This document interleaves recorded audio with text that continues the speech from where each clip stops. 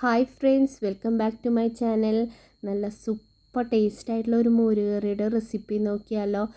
വെള്ളരിക്ക വെച്ചിട്ടാണ് ഈ മോരുകറി ഞാൻ ഉണ്ടാക്കണത്. ചെറിയ ചെറിയ പൊടിക്കൈകളൊക്കെ ആഡ് ചെയ്ത് നമ്മുടെ മോരുകറിക്ക് നല്ല സൂപ്പർ ടേസ്റ്റ് ആക്കാം.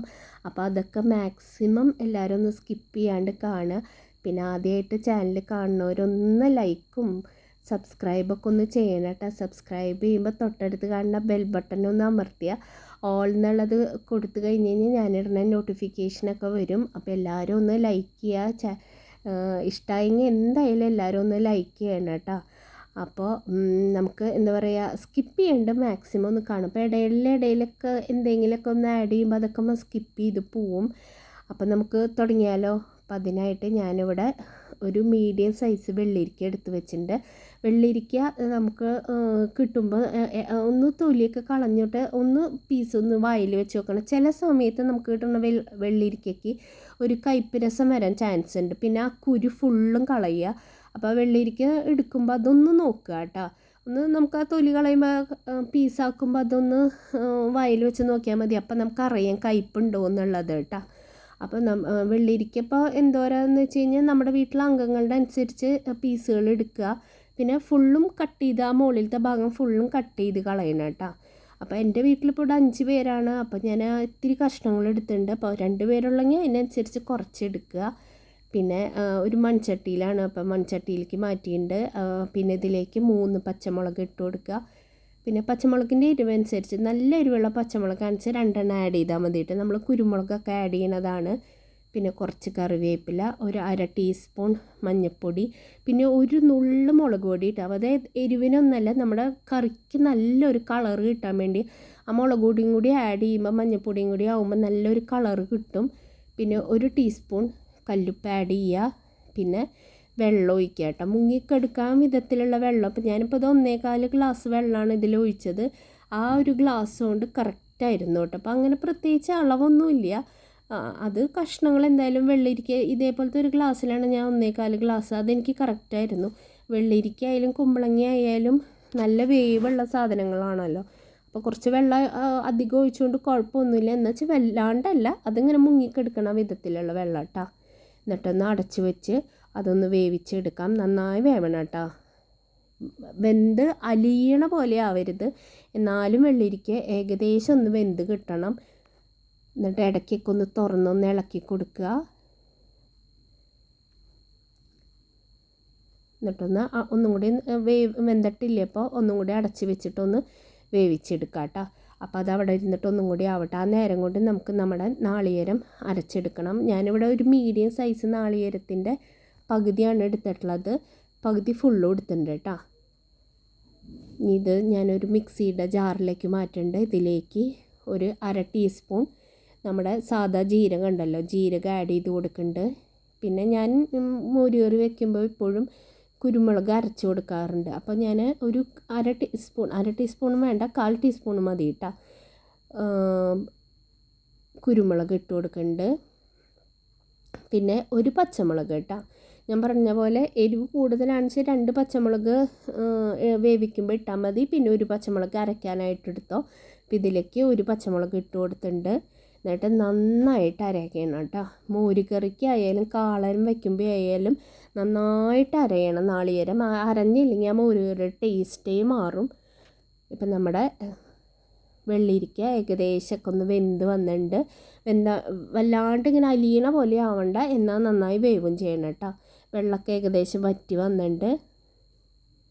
വെന്തതിന് ശേഷം മാത്രം നമ്മൾ നാളികേരത്തിൻ്റെ അരപ്പ് ഒഴിച്ചു കൊടുത്താൽ മതി. ഇപ്പം ഞാനിതിൽ തൈരൊന്നും ഒഴിച്ചിട്ടില്ല, മോര് ഒന്നും ഒഴിക്കാണ്ട് പച്ചവെള്ളം ഒഴിച്ചിട്ടാണ് അരച്ചെടുത്തത്. മോര് നമുക്ക് ലാസ്റ്റ് ആഡ് ചെയ്ത് കൊടുത്താൽ മതി കേട്ടോ. ഇനി നാളികേരം ഒഴിച്ചു കൊടുത്തിട്ട് നന്നായി ഒന്ന് ഇളക്കി ആ നാളികേരം വേവണ വരെ ഒന്ന് വെയിറ്റ് ചെയ്യാം കേട്ടോ. നാളികേരത്തിൻ്റെ കുത്തൊക്കെ ഒന്ന് പോകണം. അതൊക്കെ മാറിയതിന് ശേഷം വേണം നമ്മുടെ മോര് ആഡ് ചെയ്ത് കൊടുക്കാം. മോര് ആഡ് ചെയ്ത് കൊടുത്തിട്ട് പിന്നെ തിളപ്പിക്കരുത്. അതാണ് ഇപ്പോൾ ഞാൻ നാളികേരത്തിൻ്റെ ഒപ്പം അരയ്ക്കാണ്ടിരുന്നത്. മോര് ഒഴിച്ച് കൊടുത്ത് ഒന്ന് ജസ്റ്റ് ഒന്ന് ചൂടായാൽ മതി കേട്ടോ. ഇപ്പം നമ്മുടെ കറി തിളച്ച് തുടങ്ങിയിട്ടുണ്ട്. നന്നായി ഒന്ന് ഇളക്കി കൊടുക്കുക. ഞാനിപ്പോൾ ഇവിടെ മോരാണ് എടുക്കേണ്ടത്, തൈരല്ല കേട്ടോ. കാളനാണ് നമ്മൾ തൈര് എടുക്കുക. മോര് ഞാനൊന്ന് ജസ്റ്റ് ഒന്ന് മിക്സിയിലൊന്ന് അടിച്ചെടുത്തിട്ടുണ്ട്. നല്ല പുളിയുള്ള മോര് കറി വെക്കുമ്പോൾ എപ്പോഴും നല്ല പുളിയുള്ള മോര് എടുക്കണം കേട്ടോ. അപ്പം നമ്മുടെ നാളികേരത്തിൻ്റെ കൂട്ടൊക്കെ അരപ്പ് നന്നായി തിളച്ച് കുത്തൊക്കെ പോയിട്ട് ഈ സമയത്ത് ഉപ്പ് ഒന്ന് നോക്കുക. ഉപ്പ് കുറവുണ്ടെങ്കിൽ ഇത്തിരി ഉപ്പ് മുന്നിട്ട് നിൽക്കണ വിധത്തിൽ വേണം കേട്ടോ നമ്മുടെ മോര് കറിയുടെ. ഇതിപ്പോൾ തൈര് മോര് ഒഴിക്കണേറ്റ് മുമ്പ് ആഡ് ചെയ്യാൻ ഇത്തിരി ഉപ്പ് മുന്നിട്ട് നിൽക്കണം, എന്നാലാണ് നമ്മുടെ മോരും കൂടി ഒഴിച്ച് വരുമ്പോൾ കറക്റ്റ് ആവുള്ളൂ. അപ്പോൾ ഇത്തിരി ഉപ്പ് കുറവ് കണ്ടപ്പോൾ ഞാൻ ആഡ് ചെയ്തിട്ടുണ്ട്. ഇനി നമ്മുടെ മോര് ഒഴിച്ച് കൊടുക്കാം കേട്ടോ. മോര് ഒഴിക്കുമ്പോൾ തീ സിമ്മാക്കിയിട്ട് വേണം നമ്മുടെ മോര് ഒഴിച്ച് കൊടുക്കുക, അല്ലെങ്കിൽ പെട്ടെന്ന് പിരിയാൻ ചാൻസ് ഉണ്ട്. എപ്പോഴും മോര് ആഡ് ചെയ്യുമ്പോൾ തീ ഒന്ന് സിമ്മിലേക്ക് ആക്കുക കേട്ടോ. എന്നിട്ട് ഒന്ന് പതുക്കെ ഒന്ന് ഇളക്കി കൊടുക്കുക. ഇതൊക്കെ ഞാൻ പറഞ്ഞ ചെറിയ ചെറിയ കാര്യങ്ങളൊക്കെ നോക്കി നല്ലൊരു മോര് കറി പിരിയാണ്ട് എടുക്കാൻ പറ്റും. തീ സിമ്മിലാക്കുക, അതേപോലെ ഇത് തിളയ്ക്കാണ്ട് നോക്കുക. ഇപ്പോൾ കണ്ട ചെറിയൊരു ബബിൾസ് വരുന്നുണ്ട്. ആ സമയത്ത് നമുക്ക് ഗ്യാസ് ഒന്ന് ഓഫ് ചെയ്യാം കേട്ടോ. ഗ്യാസ് ഓഫ് ചെയ്യണേറ്റ് മുമ്പ് നമ്മുടെ പൊടിക്കൈകൾ ആഡ് ചെയ്യേണ്ട ടേസ്റ്റ് കൂട്ടാനുള്ളത്, അപ്പോൾ അത് ആഡ് ചെയ്ത് കൊടുക്കണം. അപ്പോൾ അതൊന്ന് ജസ്റ്റ് ഒന്ന് തള വരട്ടെ കേട്ടോ. തീ സിമ്മിൽ തന്നെയാണ് കേട്ടോ ഞാൻ വെച്ചിട്ടുള്ള, ഫുള്ളിലാക്കരുത്. തീ സിമ്മിൽ തന്നെ വെച്ച് കൊടുത്തിട്ടുണ്ട്. ഇപ്പോൾ ചെറുതായിട്ടൊന്ന് തള വരുന്നുണ്ട്. ഇനി ഇതിലേക്ക് നമ്മുടെ ഉലുവ വറുത്ത് പൊടിച്ച ഉലുവ വേണം കേട്ടോ. ഇങ്ങനെ ഉലുവ ജസ്റ്റ് പൊടിച്ചതാവരുത്, ഉലുവ വറുത്ത് പൊടിച്ച ഉലുവ വേണം. എന്നാലാണ് നല്ലൊരു ടേസ്റ്റും മണവും നമ്മുടെ കറിക്ക് കിട്ടുള്ളൂ. അതിപ്പോൾ ഉലുവ, പിന്നെ അതേപോലെ ഒരു 1/2 ടീസ്പൂൺ ശർക്കര അല്ലെങ്കിൽ പഞ്ചസാര. ഞാൻ ഇപ്പോൾ പഞ്ചസാരയാണ് ആഡ് ചെയ്തിട്ടുള്ളത്, അല്ലെങ്കിൽ ശർക്കര ആഡ് ചെയ്താലും കുഴപ്പമില്ല കേട്ടോ. നമ്മുടെ ആ ഫ്രൈ പാൻ ഏതാ വറക്കണ പാത്രം എന്ന് വെച്ചാൽ അതൊന്ന് ജസ്റ്റ് ഒന്ന് ചൂടാക്കി ഉലുവ കുറച്ച് ഇട്ടിട്ട് ഒന്ന് ഇളക്കിയെടുത്ത് ആ ഉലുവയൊന്ന് ഇങ്ങനെ ജസ്റ്റ് ഒരു പൊട്ടണ പോലെ തോന്നും. അത് അപ്പോൾ തന്നെ എടുത്തൊന്ന് പൊടിച്ചാൽ മതി. അപ്പോൾ നല്ലൊരു മണമാണ് നമ്മുടെ മോര് കറിക്ക്.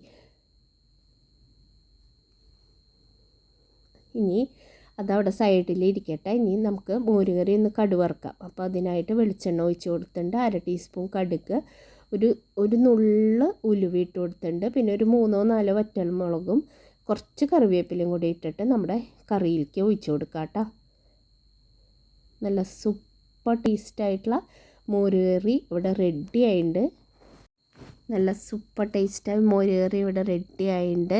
ഇനി ഞാൻ എപ്പോഴും കടുക് വറുത്തിട്ട് അങ്ങനെ ഒന്ന് അടച്ചു വയ്ക്കും, എന്നിട്ട് അതിന് ശേഷം തുറന്നിട്ടാണ് ഒന്ന് ഇളക്കി കൊടുക്കാറുള്ളൂ. അതിപ്പോൾ ഏത് കറിയായാലും ഞാൻ അങ്ങനെയാണ് ചെയ്യാറ്.